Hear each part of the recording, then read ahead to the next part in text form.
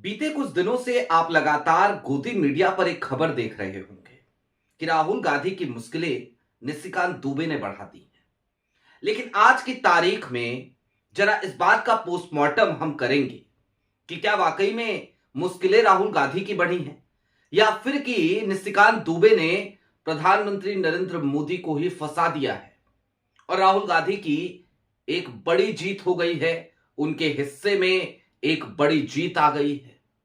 एक तरफ इस जीत का जिक्र जनसत्ता में छपता है तो दूसरी तरफ आज तक का एक रिपोर्टर वो सीधे तौर पर एक बड़ा खुलासा भी कर देता है और हर तरफ राहुल की जीत के चर्चे होने लगते हैं। मोदी सरकार की हार के डंके बजाए जाने लगते हैं। सारी बातें जरा विस्तार से। नमस्कार, मैं स्वप्निल और आप मुद्दा देख रहे हैं। दोस्तों, आगे बढ़ें उससे पहले वही छोटी सी अपील। मुद्दा इन दिनों एक गंभीर आर्थिक संकट से जूझ रहा है। एक तरफ हमारे मेन बैंक अकाउंट बीते लंबे समय से फ्रीज चल रहे हैं, तो दूसरी तरफ हमारे 2.5 साल पुराने चैनल को हमसे लंबे समय तक छीन कर रखा गया था। ऐसे में डे टू डे ऑपरेशंस में मुद्दा को काफी मुश्किलों का सामना करना पड़ता है। लिहाजा आपसे गुजारिश है, यदि आप चाहें तो स्क्रीन पर दिख रहे क्यूआर कोड या फिर के नीचे दिख रहे यूपीआई नंबर के जरिए मुद्दा की छोटी छोटी मदद जरूर कीजिएगा ताकि हमारी बेबाकी यूं ही बरकरार रहे। अब आगे बढ़ते हैं और जरा समझने की कोशिश करते हैं सबसे पहले कि प्रिविलेज मोशन लाने का जिक्र करने वाली मोदी सरकार वो अचानक से बैकफुट पर क्यों गई और निशिकांत दुबे जो मोशन लेकर आए हैं वो मोशन और ज्यादा किरकिरी कैसे कराएगा नरेंद्र मोदी की मोदी सरकार की। सबसे पहले लेकिन राहुल गांधी की बड़ी जीत का जिक्र करना भी जरूरी हो चला है। आपकी स्क्रीन पर जनसत्ता की एक हेडलाइन है। जनसत्ता की हेडलाइन बताती है कि दरअसल इस बार बजट सत्र के पहले सेशन में लगातार राहुल गांधी ही एजेंडा सेट करते रहे और मोदी सरकार बैकफुट पर रही। राहुल जो बात बोलते उसी को काउंटर करने में या फिर कि उससे खुद की छवि को बचाने में या फिर कि महामानव की छवि खंडित ना हो जाए, इस जद्दोजहद में भारतीय जनता पार्टी लगातार लगी रही। और आलम तो यह हो गया कि तमाम कोशिशों के बावजूद वो नैरेटिव गढ़ने में राहुल गांधी कहीं ना कहीं कामयाब हो गए कि मोदी जी महामानव नहीं है, मोदी जी का सीना 56 इंच का नहीं है, मोदी जी ने ट्रंप के सामने सरेंडर किया है और ये तमाम चीजें खुल करके देश के कोने कोने में लोग चौपालों पर बोलने लगे हैं। राहुल गांधी की बड़ी जीत है। आपकी स्क्रीन पर अब एक ट्वीट है राहुल गौतम का। राहुल गौतम आज तक के रिपोर्टर हैं और राहुल गौतम कांग्रेस को कवर करते हैं।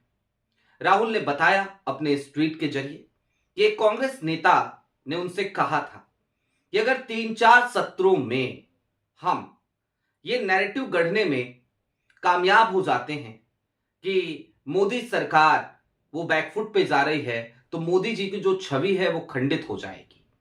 और इस बार बजट सत्र के बाद उसी नेता ने ये बयान दिया, ये बात कही कि हम बीते 2 सत्रों से ये करने में कामयाब रहे हैं।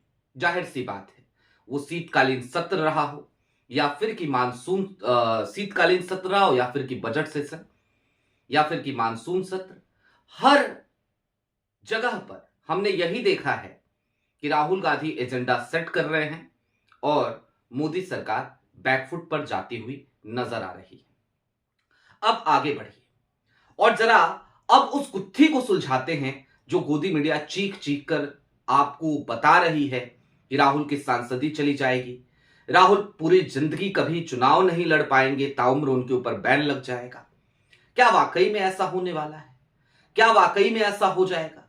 या फिर कि निशिकांत दुबे ने जो कुछ भी किया है उन्होंने अपने ही पैर पे खुद से कुल्हाड़ी मार ली है या फिर कि मोदी जी को और ज्यादा बुरा फंसवा दिया है और मोदी सरकार की और ज्यादा किरकिरी होनी तय है।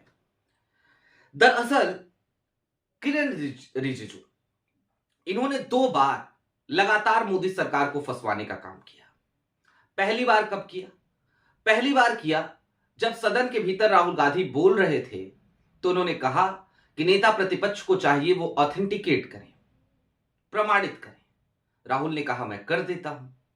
चेयर पर बैठे थे जगदंबिका पाल और वो चीखने चिल्लाने लगे, नहीं नहीं, चेयर आपसे ऐसा करने को नहीं कह रहा है। क्यों चीखने लगे जगदंबिका पाल? क्योंकि जाहिर सी बात है, राहुल ऑथेंटिकेट करते तो वो तमाम बातें रिकॉर्ड का हिस्सा बन जाती, और जब हिस्सा बन जाती ऑथेंटिकेट करने के बाद तो ये बड़ी फंद पिटती मोदी सरकार की। इसलिए जगदंबिका पाल ने वहां पर किरण रिजिजू की उस गलती को पकड़ा और वहां पर कम से कम बचाव कर लिया मोदी सरकार का। लेकिन उसके बाद रिजिजू साहब ने एक और बड़ी गलती कर दी। संसदीय कार्य मंत्री हैं तो कहा कि मोदी सरकार प्रिविलेज मोशन लेकर के आएगी, विशेषाधिकार हनन का प्रस्ताव लेकर के आएगी राहुल गांधी के खिलाफ। और जाहिर सी बात है, विशेषाधिकार हनन का प्रस्ताव लेकर के आने का ये बयान देना ही वो मोदी सरकार की और ज्यादा किरकिरी करा बैठा। उसके बाद सूत्रों के से हवाले से खबर चली कि नहीं, सरकार फिलहाल ऐसा नहीं करेगी। फिर रिजिजू का बयान आया कि निशिकांत दुबे जो गोड्डा से सांसद है भारतीय जनता पार्टी के, चूंकि वो एक प्राइवेट मेंबर मोशन लेकर के आ रहे हैं, सब्सटेंसिव मोशन लेकर के आ रहे हैं, लिहाजा सरकार अब प्रिविलेज मोशन नहीं लेकर के आएगी। लेकिन ये सब्सटेंसिव मोशन और प्रिविलेज मोशन दोनों में अंतर क्या है, जरा इसको भी समझ लीजिए, ताकि आप ये समझ पाए कि निशिकांत दुबे ने भी कैसे मोदी सरकार को ही फंसवाया है। दरअसल यदि विशेषाधिकार हनन प्रस्ताव लेकर के सरकार आती तो उसके बाद जांच के लिए एक कमेटी बनाई जाती, वो कमेटी जांच करती, अगर उस मोशन को स्वीकार किया जाता वो कमेटी जांच करती, और उसके बाद फिर उस पर बहस होती, और उसके बाद जाकर के ये फैसला होता कि राहुल गांधी की सांसदी छीनी जाएगी या नहीं छीनी जाएगी। अच्छा, छीने जाने के बाद क्या होता प्रिविलेज मोशन में, वो अभी आगे समझेंगे। अब सब्सटेंसिव मोशन को भी समझ लीजिए। इस मोशन के जरिए दरअसल सदन में अब चर्चा होगी, कोई भी प्राइवेट मेंबर ये मोशन ला सकता है। अब इस पे चर्चा होगी तो एक बार फिर वो सारी बातें रिकॉर्ड पे जाएंगी, और इस बार रिकॉर्ड पे क्या क्या जाएगा जानते हैं आप? राहुल गांधी का नाम जॉर्ज सोरोस से जोड़ा गया। राहुल गांधी को यह कहा गया कि विदेशी फंडिंग के जरिए ये देश को तोड़ने का काम कर रहे हैं, विदेशी मदद के जरिए ये देश के साथ गद्दारी कर रहे हैं। ये तमाम आरोप निशिकांत दुबे ने उस मोशन के अंतर्गत लगाए हैं, और जो डिमांड रखी है ना, वो डिमांड दरअसल ऐसी है जो अधिकार क्षेत्र में है ही नहीं संसद के। अब आप कहेंगे ऐसी कौन सी डिमांड रखती है? पहली चीज तो ये कि राहुल गांधी की सांसदी छीनी जाए, लेकिन दूसरी डिमांड उसी में उन्होंने कर दी है कि राहुल गांधी पर आजीवन प्रतिबंध लगाया जाए, आजीवन उन्हें बैन कर दिया जाए चुनाव लड़ने से।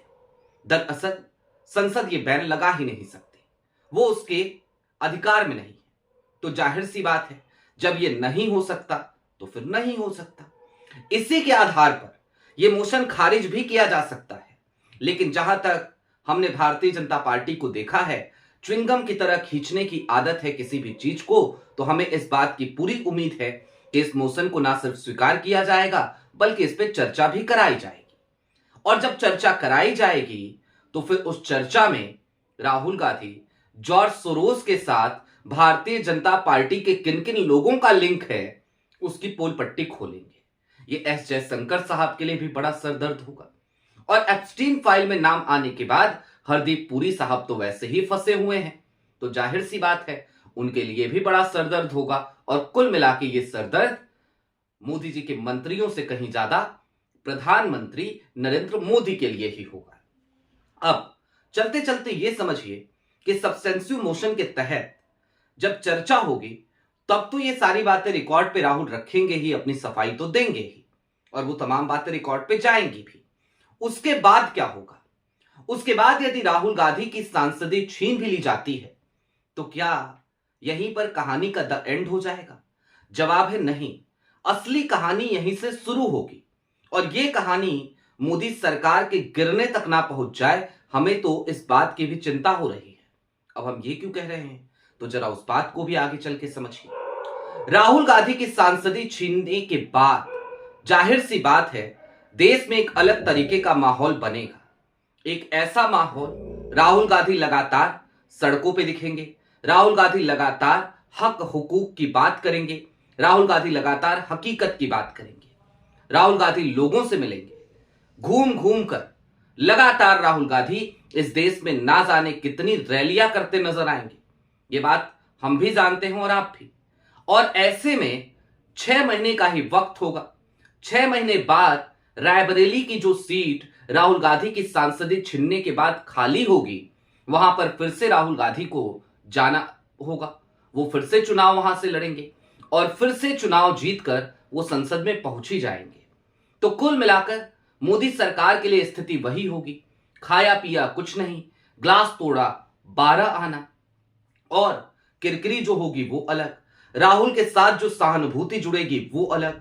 और जाहिर सी बात है, मोदी सरकार ऐसा भला क्यों करके चाहेगी, लेकिन निशिकांत दुबे ने गलती तो कर ही दी है, रायता तो फैला ही दिया है।